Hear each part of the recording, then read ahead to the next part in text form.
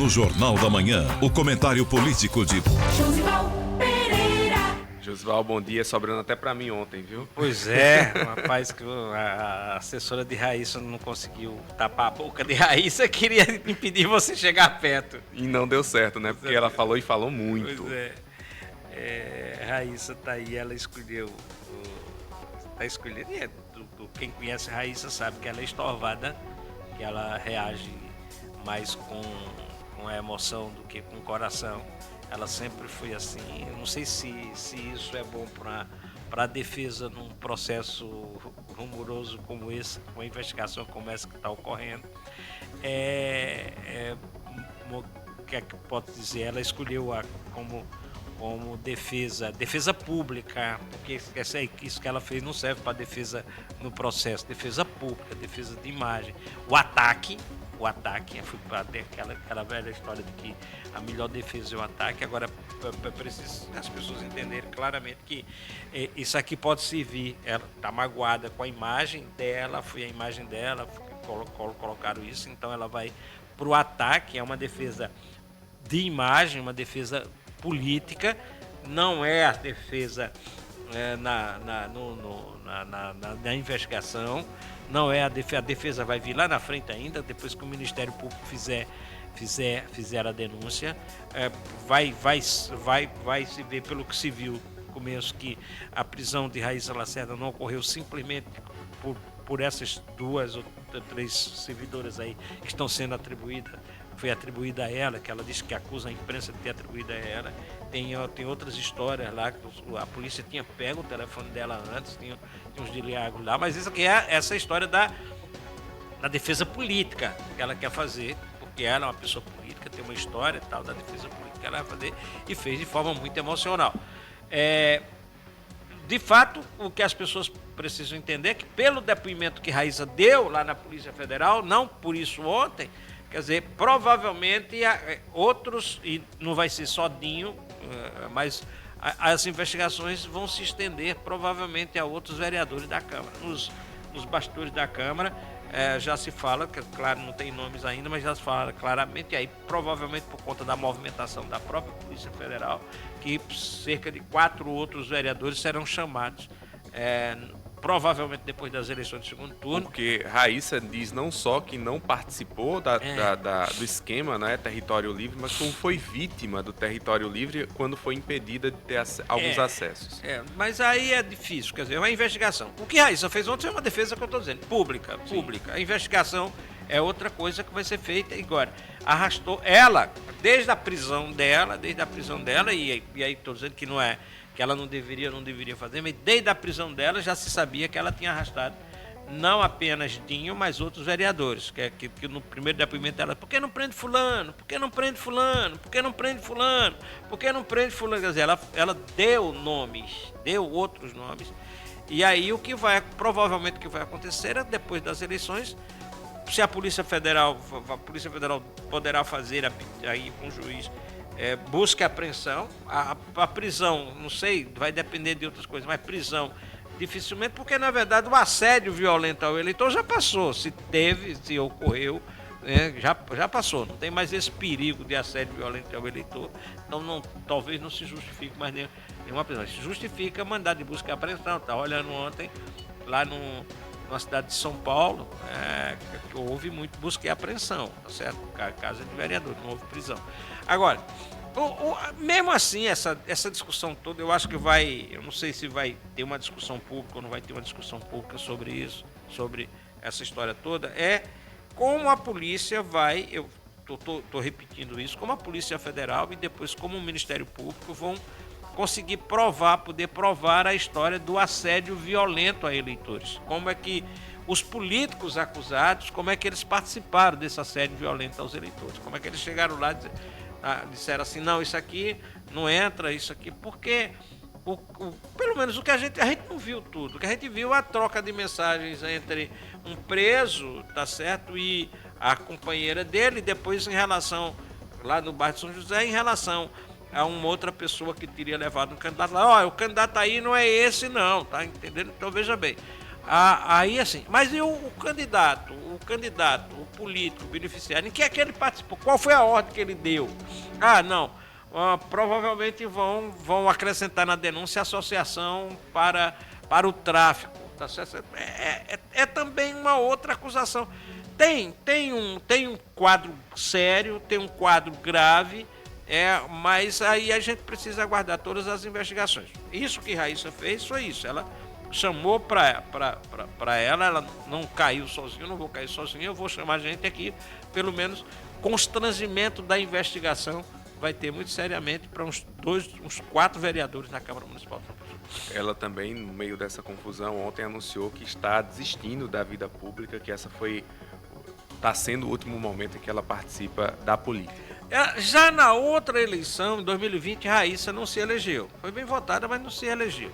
Raíssa seria reeleita agora, pela escala de votos no PSB, que era o partido dela, provavelmente não.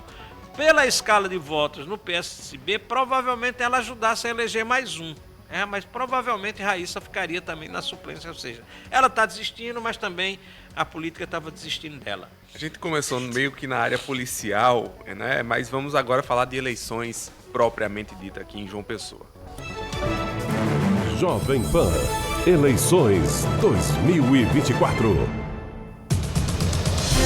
O senador e presidente do MDB na Paraíba, Veneziano Vital do Rego, anunciou agora há pouco a posição do MDB na disputa pelo segundo turno na capital. Ele postou um vídeo nas redes sociais e disse que os filiados estão liberados para tomar qualquer posição aqui na disputa em João Pessoa. Na capital, há 3 opções. Uma delas, com todo o respeito à figura do ex-ministro Marcelo Queiroga, não poderia contar com a nossa participação. Marcelo tem o respeito, o reconhecimento pessoal, mas representa, ao lado de todo o seu grupo, tudo aquilo que é antagônico aos nossos conceitos do MDB, aos nossos posicionamentos, à defesa intransigente que nós fizemos ao lado do presidente Lula, pela nossa democracia, pelas nossas instituições, por políticas públicas sociais e por desenvolvimento econômico. 2 outras alternativas, a de apoiar o atual prefeito Cícero Lucena ou a de liberar, dar a completa autonomia e livre decisão aos nossos integrantes, correligionários e simpatizantes MDBistas. E foi exatamente essa a opinião que prevaleceu, a de que o MDB, diante desse cenário posto, dê aos seus defensores, àqueles que participaram do processo, àqueles que têm um entendimento sobre a realidade local, a livre decisão de fazerem as suas deliberações, as suas escolhas. Esse é o nosso sentimento e é em respeito aos princípios que sempre caracterizaram o MDB, de poder democratizar, de poder coletivizar as nossas decisões, que o MDB tem se postado crescente e haverá de continuar a ser essa legenda no nosso país. Ontem eu ouvi alguns políticos sobre essa questão do MDB aqui em João Pessoa e a expressão que mais se encaixa é sinuca de bico. Esses arranjos políticos colocaram o Veneziano numa sinuca de bico. Mas veja bem, eu acho que Veneziano não decidiu pelo partido aqui em João Pessoa. Claro que o partido aqui em João Pessoa tem uma situação muito clara. Tem Milanês Neto, que está na oposição mesmo a Cícero, ele vai aprofundar essa oposição. Os demais outros candidatos quase tinham uma aproximação antiga com o Cícero. Com essa decisão agora eu acho que vários candidatos a vereador vão para Cícero mesmo, então essa relação já era antiga, ele não controlaria mesmo, não ia um lado para um lado para outro, então liberar para ele aqui foi uma situação. Agora, essa decisão mesmo foi tomada para preservar ele próprio. Veneziano se autopreserva de uma forma muito forte nessa história, em 2 campos, em 2 sentidos. Primeiro, ele preserva, quando ele fica aqui, ele preserva a relação dele. Se ele apoiar Cícero, eu vou apoiar Cícero, ele criaria problema aqui na posição dele na direita, no grupo de Campina Grande, na oposição lá em Campina Grande. Tá? A oposição estadual, né? A oposição estadual. Então a posição dele de candidato a senador aqui já ficaria minada, comprometida, sobretudo porque essa oposição estadual está se associando à direita bolsonarista, tá certo? E então Veneziano seria questionado aqui na vaga de senador na chapa da oposição. Então ele preserva a relação, não apoiando Cícero, ele preserva a relação com a oposição estadual, com Campina Grande, Cunha Lima, senador, e evita que o bolsonarismo critique ele. Ao não apoiar Queiroga, que aí seria o apelo da oposição, não vou apoiar Queiroga, ele preserva a relação dele com o PT Nacional, com Lula, com o PT Nacional. E ele cita muito isso nesse vídeo. Então ele né? preserva de lá. Não, eu não posso, por questões... Não. Conversei com Lula, com o Gleisi. Certo. Me liberei, estou liberando, meu pessoal vai, o que é dele vai votar, o que não é dele. Então, ele se preserva, ele se autopreserva para 2026. É uma posição para ele, tomada para ele, para protegê-lo, para deixar seus espaços, para permitir seus espaços. Então, ele continua com os espaços. Não é absurdo imaginar, eu tinha imaginado isso, não é absurdo imaginar que o Veneziano tenha dito a Lula, tenha dito a Gleisi, olha, eu não tenho condições de ser candidato a senador no governo. Então, me deixe ser candidato, deixa eu garantir minha vaga de senador lá, porque se eu for eleito, eu tomo uma vaga, eu tomo uma vaga da direita para vocês, porque se eu vier aqui para o Senado, você já sabe que eu vou ficar com vocês. Quer dizer, não é estranho, não seria absurdo que ele tivesse feito essa negociação. Então, é uma autopreservação. A posição que ele tomou foi de autopreservação. E, de fato, se você for perguntar, valeria a pena Veneziano se meter na campanha de João Pessoa nessas circunstâncias? Provavelmente não. Alguém vai dizer, não, mas todo líder tem que se meter, no momento o presidente de partido tem que fazer. Mas se a gente for olhar, as pessoas, vários líderes de partido se definiram nessa eleição sem botar a cabeça. Efraim, no primeiro turno, se definiu sem botar a cabeça em jogo para Rui Carneiro. Para ir para a campanha, né? Botou o partido, se definiu, mas não botou o pescoço. Veio para cá. Outros fizeram da mesma forma. Então, Veneziano se autopreserva, mantém os espaços na oposição e, ao mesmo tempo, mantém também a aproximação com o governo Lula. Vamos trazer mais uma análise sobre o primeiro turno, né? Você tem trazido muitos números aqui e o número de reeleições aqui no estado da Paraíba colocou a Paraíba em 4º lugar no estado que mais reelegeu prefeitos. O que é que pode explicar isso? Boa gestão ou outras questões, Josival? Isso foi muito alto. Você tem uma ideia,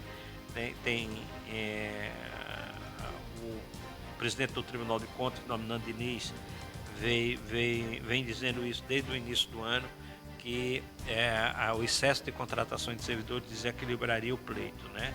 Aí você tem uma ideia que ontem, quem deu uma entrevista sobre isso, foi o Procurador Regional Eleitoral, Renan Paes Félix, tá? E ele dizendo que realmente constatando isso, que essa situação é verdadeira. Resultado, um fator de fato, são as contratações. As contratações desequilibram. Na Paraíba, de 103 candidatos à reeleição que disputaram o pleito, 95 foram reeleitos. Só 8 perderam as eleições. 8 incompetentes, 8 ou então contrataram pouco, quando não contrataram. Mas essa história da reeleição é muito grave. Além disso, concretamente, tem o uso da máquina, que nessa campanha eleitoral, as denúncias, quem foi para o interior, sabe dos prefeitos usando combustível, além das contratações, mas as contratações foram tudo. E os estudos nacionais indicam que onde houve emenda PIX, onde os deputados federais e senadores conseguiram colocar emenda PIX, eles conseguiram, então, reeleger prefeitos. Então, os prefeitos que tiveram o apoio a quem se elegeu para o Senado, para a Câmara, foram privilegiados. Você vai ter uma ideia dessa história toda. Veneziano, o MDB, vamos dizer Veneziano, a gente acompanha o ano todo de Veneziano, toda semana dizer, liberei tanto para o município tal, liberei tanto para o município tal. A gente tem a memória, todo mundo quer acompanhar. O MDB elegeu 10 prefeitos na última eleição. Aí subiu para 23 agora, tá? O MDB. É pouco? Não, mas é mais de 100%. Tá? Mais de 100% a eleição. E o número de vice-prefeitos, foram 36 prefeitos, quer dizer, participou de aliança. Você vai dizer aqui, quem salvou o PL estadual, quer dizer, dependendo da eleição de João Pessoa, que ainda vai ter, mas lá no interior, quem salvou? O Wellington Roberto. Ninguém está dizendo, ninguém está olhando o Wellington Roberto. Quem salvou? Claro que foram poucos. O Wellington Roberto está acostumado a eleger 30 prefeitos, né? O PL tinha 22 prefeitos, tinha perdido vários já, né, de adesão, mas tinha 22 prefeitos ainda. Elegeu 11, mas só elegeu 11 por conta das verbas transferidas por o Wellington Roberto, senão tinha zerado. O Wellington Roberto salvou o PL. E aí você vai ver, por exemplo, se você for ver a relação, emenda Pix para Cajazeiras, 2 milhões e tanto no ano das eleições, emenda Pix para Santa Rita, quer dizer, a atuação de Aguinaldo Ribeiro. E você vai ver os deputados todos, tem uma relação. Mas esse estudo, que eu não estou dizendo para Paraíba aleatoriamente, esse estudo foi feito nacionalmente, já tem nacional. Quer dizer, os partidos do Centrão, que manipularam melhor as emendas, foram os partidos que mais elegeram prefeitos nacionalmente. Foi o PSD de Gilberto Kassab, foi o PP, foi o Republicanos, foram esses partidos, o PL também, que participa da história do Centrão, esses partidos que elegeram o maior número de prefeitos. Tem um estudo mostrando que 80% dos prefeitos reeleitos nacionalmente tem alguma relação a ver com emendas PIX. Isso aprofunda muito a desigualdade, né? Porque aquele município que o candidato mais votado ao Senado, ou a deputado federal, não foi eleito, não chega dinheiro, não chega recurso. O repasse fica muito menor do que outros municípios. Essa é a injustiça das emendas, de uma maneira geral, das emendas parlamentares, das emendas individuais. A injustiça das emendas individuais. Porque você não consegue, os deputados não conseguem botar dinheiro para todos os municípios, não é assim que eles fazem, então eles elegem. Então as emendas individuais têm uma injustiça de privilegiar um município, o vizinho não se privilegia, e tem ainda a coisa nefasta de garantir a reeleição do deputado federal. Ele já entra com uma vantagem, então você disputar deputado federal... Manda dinheiro em troca de voto. Em troca de voto, ele acerta com o município. Então você já desequilibra o pleito para deputado federal. Quando você entra, tem 1 ou 2 vagas para o outro disputar, então todos eles já têm mapeado o estado da Paraíba e tem isso. Não, mas a emenda é uma forma de democratizar a distribuição dos recursos. A emenda só deveria ser colocada em planos de desenvolvimento nacional ou regional. Então você tem um grande projeto de desenvolvimento nacional, ou um grande programa social, e aí você colocaria a emenda no direcionamento do planejamento, porque sem planejamento não existe. Então tem um planejamento regional, ou você discute, ou você coloca. Há alguns anos atrás eu vi uma coisa interessante, que foi no Mato Grosso, todos os deputados e senadores pegaram e disseram assim, todas as emendas deles eram para um projeto de uma ferrovia que era importante para o Estado, ou seja, aí está voltado para o desenvolvimento regional.